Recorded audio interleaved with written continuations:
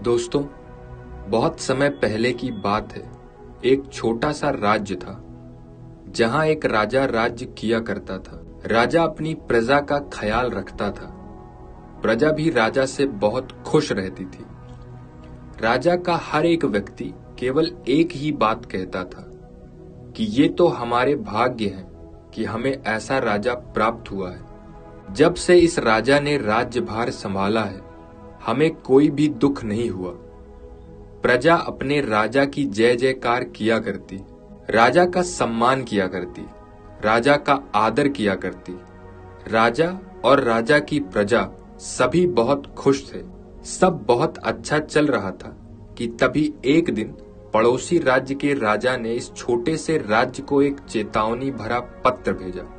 उस पत्र में लिखा था, हे राजन, हम आपको केवल 2 दिनों का वक्त दे रहे हैं। इन 2 दिनों में या तो आप हमारे सामने घुटने टेक दें और ये राज्य छोड़कर चले जाएं, या फिर युद्ध की तैयारियां करें, क्योंकि 2 दिनों के बाद हम आपके राज्य पर आक्रमण कर देंगे। इसीलिए यदि तुम अपनी और अपनी प्रजा की जान की सलामती चाहते हो तो इस राज्य को छोड़कर चले जाओ, हम तुम्हें माफ कर देंगे। भरे राज दरबार में जब यह पत्र पढ़ा गया तो हर कोई डर के मारे कांप उठा। सभी की नजर राजा की तरफ थी कि आखिर राजा क्या फैसला करते हैं। क्योंकि पड़ोसी राज्य अत्यधिक ताकतवर है, पड़ोसी राज्य की सेना इस छोटे से राज्य के मुकाबले 4 गुना अधिक है, जिस कारण वो पल भर में ही इस छोटे से राज्य को तहस नहस कर सकते हैं और राज्य हथिया सकते हैं, जिस कारण हर किसी की नजर केवल राजा पर टिकी थी। इधर दूसरी तरफ राज्य का सेनापति भी बहुत घबरा गया था। वह राजा से कहता है, हे राजन, गुस्ताखी माफ हो, लेकिन मैं आपको यही कहूंगा कि हमें इस राज्य को छोड़ देना चाहिए और कहीं दूर चले जाना चाहिए। उनके पास हमसे कहीं ज्यादा अधिक सैन्य बल है, जिसके कारण हमारी हार निश्चित है। और पड़ोसी राज्य का राजा बहुत क्रूर है, बहुत दुष्ट है। वो हमें पल भर में हरा देंगे और हम उनका मुकाबला नहीं कर सकते।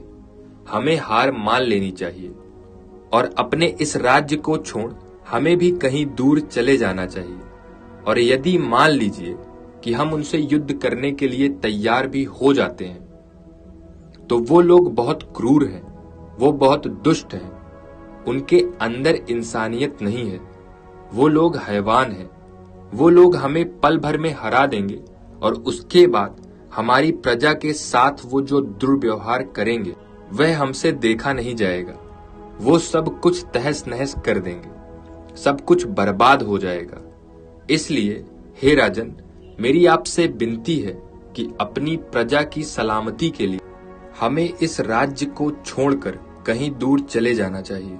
सेनापति की यह बात सुनकर राज दरबार में हर कोई सेनापति के साथ देने लगा था और दूसरी तरफ प्रजा यह बात सुनकर और भी ज्यादा भयभीत हो चुकी थी। हर कोई केवल एक ही बात कह रहा था कि हमें इस युद्ध को नहीं लड़ना चाहिए, हमें हार मान लेनी चाहिए, हमें अपने राज्य को छोड़कर कहीं दूर चले जाना चाहिए। सभी लोग राजा पर दबाव बना रहे थे कि राजा अपना फैसला सुनाए। सभी की नजरें राजा पर टिकी हुई थी, लेकिन राजा जल्दबाजी में कोई फैसला नहीं लेना चाहते थे, जिस कारण राजा राज दरबार में उपस्थित हर किसी से एक विनती करता है कि मुझे कुछ देर की मोहलत चाहिए। इतना कहकर वो राजा वहां से चला जाता है और कुछ देर बाद सोच विचार कर राजा एक बार फिर से राज्य दरबार में आता है। हर कोई राजा का फैसला सुनने के लिए तैयार था। हर कोई यह जानना चाहता था कि राजा अब क्या फैसला करते हैं, उन्हें अपना राज्य प्रिय है या प्रजा। राजा जैसे ही अपना फैसला सुनाने जा रहा था कि तभी राज्य का मंत्री राजा से कहता है, हे राजन, मैं यह जानता हूं कि हमारे सामने एक बहुत बड़ी विपत्ति आ पड़ी है, हमारे सामने एक बहुत बड़ी मुसीबत खड़ी है, लेकिन मैं आपसे 1 दिन की मोहलत चाहता हूं। इस 1 दिन में मैं इस समस्या का समाधान अवश्य निकाल लूंगा।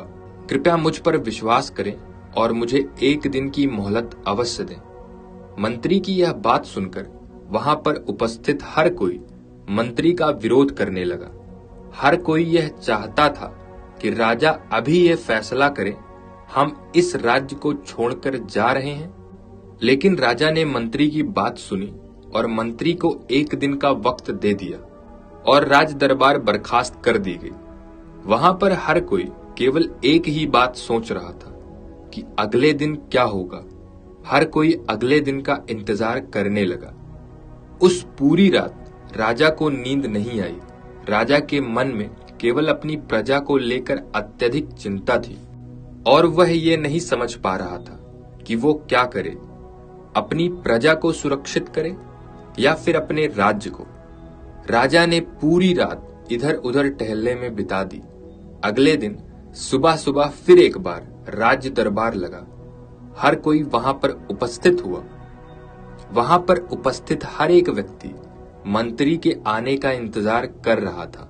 लेकिन धीरे धीरे सुबह से दोपहर का वक्त हो चुका था और मंत्री अब तक राज दरबार में नहीं आया था।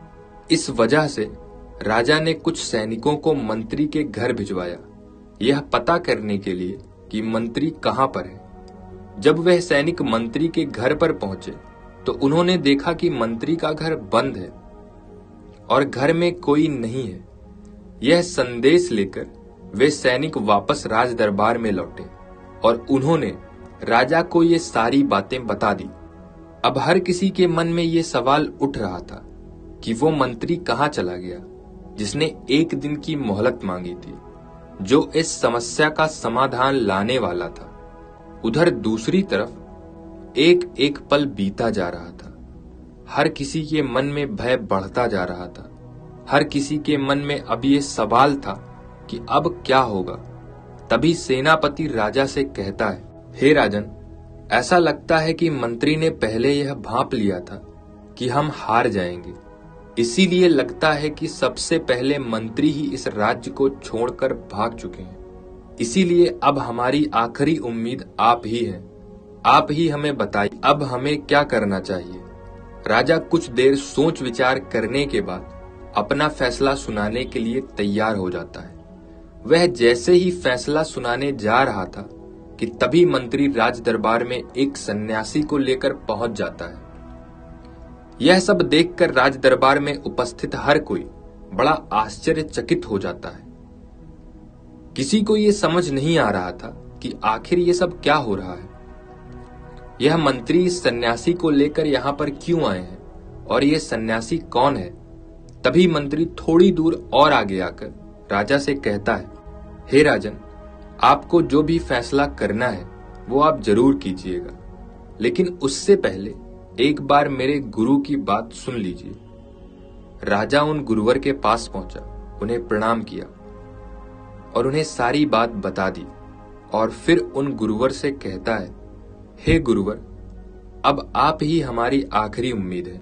बताइए आप मुझसे क्या कहना चाहते हैं, किस तरह से हम इस समस्या से छुटकारा पा सकते हैं। तभी वो गुरुवर कहते हैं, मैंने सुना है तुम्हारा सेनापति बहुत घबराया हुआ है और वो तुम्हें और तुम्हारी प्रजा को इस राज्य को छोड़ने की सलाह दे रहा है। इसलिए मैं चाहता हूं कि तुम अपने सेनापति को उसके पद से बर्खास्त कर दो और उसकी जगह पर मुझे सेनापति नियुक्त कर दो, और उसके बाद जो कुछ करना होगा मैं तुम्हें आगे बताऊंगा। राजा बड़ा आश्चर्यचकित हुआ कि गुरुवर क्या कह रहे हैं, लेकिन अब उसके पास और कोई दूसरा रास्ता नहीं था, जिस कारण राजा ने बहुत सोच विचार करने के बाद अपने सेनापति को उसके पद से बर्खास्त कर दिया और उन गुरुवर को नया सेनापति बना दिया गया। इसके बाद राजा फिर उन गुरुवर के पास पहुंचा और कहने लगा, हे गुरुवर, जैसा आपने कहा था मैंने वैसा कर दिया है। अब आप इस राज्य के नए सेनापति हैं। अब आप ही बताइए कि हम इस परिस्थिति का सामना कैसे करें। आप तो जानते हैं कि हमारी जो सेना है वो उनके मुकाबले 4 गुना छोटी है। ऐसे में हम उस दुष्ट राजा और उसके सैन्य बल के सामने कैसे टिक पाएंगे। राजा की यह बात सुनकर वह गुरुवर मुस्कुराने लगे और राजा से कहते हैं, हे राजन, तुम चिंता ना करो, सभी लोग इकट्ठा हो जाओ, राज्य की सेना, राज्य की प्रजा, सब लोग एकत्रित हो जाओ। राजा अपने राज्य के सभी सैनिक और अपनी प्रजा को एक साथ होने का आदेश दिया, उन्हें एकत्रित होने का आदेश दिया। सभी लोग एक जगह इकट्ठा हो गए। उसके बाद वो गुरुवर राजा से कहते हैं, हे राजन, अपनी सेना को तैयार करो, हम इसे अवश्य लड़ेंगे। इस पर वह राजा कहता है, परंतु हे गुरुवर, यह कैसे संभव है? हमारे पास बहुत कम सेना है और उनके पास हमसे 4 गुना अधिक, हम भला उनका मुकाबला कैसे कर पाएंगे? तभी वह गुरुवर राजा और वहां पर उपस्थित हर एक व्यक्ति से कहता है, आप लोग घबराइए नहीं, यहीं पास में मेरे गुरु का एक आश्रम है और मेरे गुरु के पास भविष्य देखने की एक अद्भुत क्षमता है। हम अपनी सेना को लेकर वहीं जाएंगे।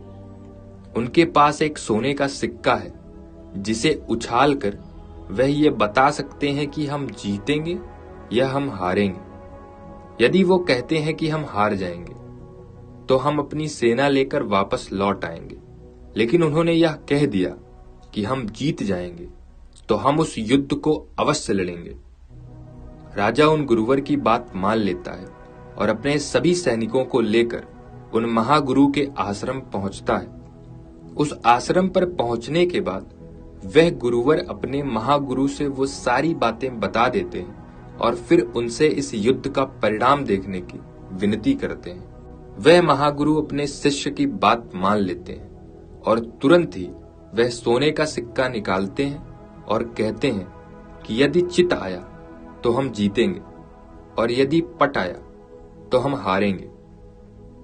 इतना कहकर उन गुरुवर ने वह सिक्का उछाल दिया और हैरानी की बात यह थी कि चित आया।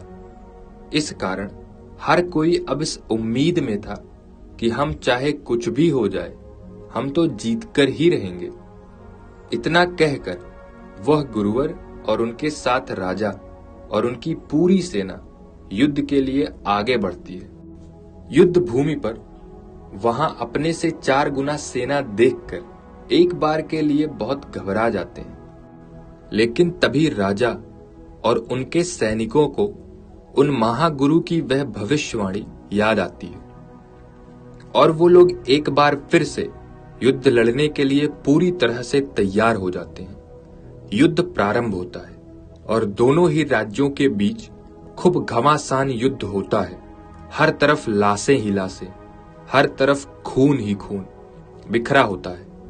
यह युद्ध करीब 2 दिनों तक चलता है और उसके बाद वो छोटे राज्य का राजा और वह सैनिक आखिरकार इस युद्ध को जीत जाते हैं। वह खुशी खुशी वापस अपने राज्य लौट जाते हैं और राजा इस बात से बहुत खुश था कि उन्होंने आखिरकार इस जंग को जीत लिया। और वो नए सेनापति से भी बहुत खुश हो जाते हैं, क्योंकि जैसा उन्होंने कहा था बिल्कुल वैसा ही हुआ। राजा उन गुरुवर के पास जाता है और उनसे कहता है, हे गुरुवर, जैसा आपने कहा था हम इस युद्ध को जीत चुके हैं, लेकिन आप भला ये सब कैसे जानते थे? क्या आपके गुरु जो भी भविष्य देखते हैं, क्या वो सटीक होता है? इस पर वह गुरुवर मुस्कुराने लगे और कहते हैं, इसका जवाब तो मेरे गुरु ही दे सकते हैं। इतना कहकर वह राजा और वह गुरुवर वापस महागुरु के आश्रम पहुंच जाते हैं। वहां पहुंचने के बाद जब राजा ने यही सवाल उन महागुरु से पूछा तो इस पर वो महागुरु जोर से हंस पड़े और कहने लगे, हे राजन, क्या तुम सच में वास्तविकता जानना चाहते हो? इस पर वह राजा कहता है, हाँ गुरुदेव, मैं जानना चाहता हूं कि आप जो भी भविष्यवाणी करते हैं क्या वो सटीक होती है? इस पर उन महागुरु ने जो सिक्का हवा में उछाला था वह सिक्का राजा के हाथों में रख दिया और आश्चर्य की बात यह है कि वह सिक्का दोनों ही तरफ से चित था। यह देखकर राजा बड़ा आश्चर्यचकित हुआ। उसे यह समझ नहीं आ रहा था कि उसने उन गुरु की बात मानकर कोई बहादुरी की है या फिर कोई गलती कर दी। वह उन महागुरु से कहता है, ये सिक्का तो दोनों तरफ से चित्त ही है, फिर आपने हमसे झूठ क्यों कहा? इस पर वह महागुरु कहते हैं, हे राजन, यदि मैं तुमको यह बताता कि तुम इस युद्ध को हारने वाले हो, तो फिर चाहे कुछ भी हो जाए तुम इस युद्ध को हार ही जाते। ना तो तुम और ना ही तुम्हारी सेना इस युद्ध को लड़ने का साहस जुटा पाती। लेकिन जब मैंने तुमसे यह कहा कि तुम इस युद्ध को जीत जाओगे, तो तुम्हारी सेना और तुम्हारे अंदर वह आत्मविश्वास जग चुका था, जिस कारण तुमने इस युद्ध के परिणाम को बदल दिया और अपने हक में किया। और अब तुम आखिरकार इस युद्ध को जीत चुके हो, तो अब तुम्हें क्या चाहिए? तुम्हारे सामने जो परिस्थिति थी उससे तुम डर चुके थे, तुम उससे हार चुके थे, लेकिन मेरे इस एक झूठ ने तुम्हें वह मनोबल प्रदान किया, तुम्हारे अंदर वह आत्मविश्वास जगाया, जिससे तुमने इस कठिन परिस्थिति का सामना किया, इस कठिन युद्ध को जीतने में सफल रहे। लेकिन जब तक मैंने ये भविष्यवाणी नहीं की थी, तब तक तो तुम्हें केवल एक ही चीज नजर आ रही थी कि हमारा सैन्य बल उनसे 4 गुना कम है, तो फिर हम इस युद्ध को कैसे जीत सकते हैं? और उसी समय यदि मैंने तुमसे ये कह दिया होता कि तुम हार जाओगे, तो तुम कभी भी इस युद्ध को जीत नहीं पाते। राजा को उन गुरुवर की यह बात समझ में आ चुकी थी। वो उन्हें प्रणाम कर वापस अपने राजमहल लौट जाता है। कुछ ऐसा ही होता है जब भी हमारे सामने कोई विषम परिस्थिति उत्पन्न होती है, कोई ऐसी समस्या उत्पन्न होती है, तो हम उससे लड़े बिना ही हार मान लेते हैं। जैसे वह सेनापति अपने राज्य के राजा को यह समझाता है कि किस तरह से वह हार सकते हैं, लेकिन उस सेनापति ने सिक्के के दूसरे पहलू तरफ कभी ध्यान नहीं दिया। उसने ये एक बार के लिए भी नहीं सोचा कि यदि हम पूरे आत्मविश्वास के साथ इस युद्ध को लड़ें तो अवश्य ही जीत सकते हैं, जबकि उसे अपने सेना के मनोबल को बढ़ाना चाहिए। उसने अपने सेना के मनोबल को और कम करना चाहा, अपने राज्य के राजा का मनोबल और उनका आत्मविश्वास कम करना चाहा। ठीक इसी प्रकार हम भी अपने जीवन में जब किसी विषम परिस्थिति का सामना कर रहे होते हैं, तो आपके आसपास ऐसे कई लोग मिल जाएंगे जो आपका मनोबल तोड़ना चाहेंगे, जो आपके आत्मविश्वास को पूरी तरह से खदेड़ना चाहेंगे, ताकि आप उस परिस्थिति का सामना ना कर सकें और उसके सामने घुटने टेक दें और उसके सामने हार मान लें और उस मैदान को छोड़कर चले जाएं। लेकिन दोस्तों, ऐसे समय पर दूसरों की ना सुनकर अपने मनोबल पर विश्वास करना चाहिए, क्योंकि समस्याएं बड़ी नहीं होती हैं, उन्हें बड़ा तो हम बनाते हैं। इसलिए जब भी आपके सामने कोई विपरीत परिस्थिति उत्पन्न हो, तो अपने आप को संभालो, अपने आत्मविश्वास को जगाओ और इस परिस्थिति के सामने डटकर खड़े हो जाओ और उसका डटकर सामना करो। हो सकता है कि वो परिस्थिति बहुत विराट हो, बहुत कठिन हो, और यह भी हो सकता है कि आप उसे एक बार में ना जीत पाएं, लेकिन अथक प्रयासों के बाद, कई बार कोशिशों के बाद आप उस विषम परिस्थिति को हराने में सफल होंगे। इसीलिए खुद पर विश्वास रखें और मनोबल के साथ आगे बढ़ें।